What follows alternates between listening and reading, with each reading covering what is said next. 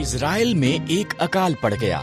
Elimelech, Naomi और उनके पुत्र भोजन की खोज में मोआब को गए। एलीमेलेक मर गया। पुत्रों ने मोआबी स्त्रियों ओरपा और रूत से विवाह कर लिया।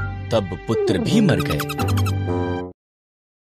तीनों स्त्रियों के पास पति नहीं थे। जब इज़राइल में अकाल समाप्त हो गया, नाओमी ने घर जाने का फैसला किया। मोआब में ही रहो, उसने अपनी बहुओं से कहा, ये तुम्हारा घर है।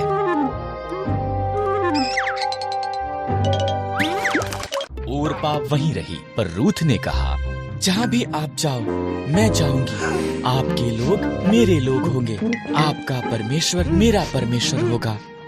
रूथ और नाओमी इकट्ठे वापस इज़राइल को गईं।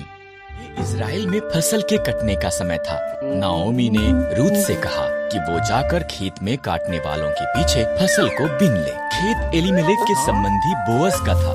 बोअज रूथ के पास आया।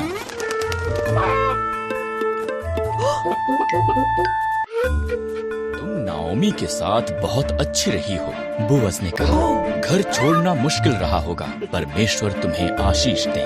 उसने रूथ को भोजन दिया और अपने जवानों को उसकी देखरेख करने को कहा।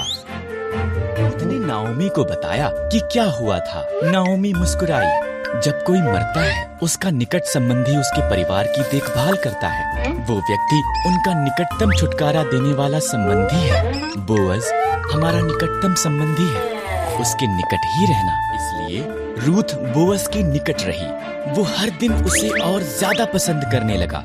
बोअज ने एलीमेलेक की जमीन खरीदी और नाओमी और रूथ की देखभाल की।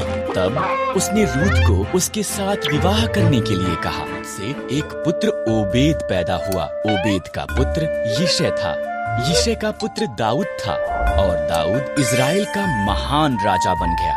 इसलिए परमेश्वर ने रूथ को आशीष दी, ठीक जैसा कि बोअज ने प्रार्थना की थी।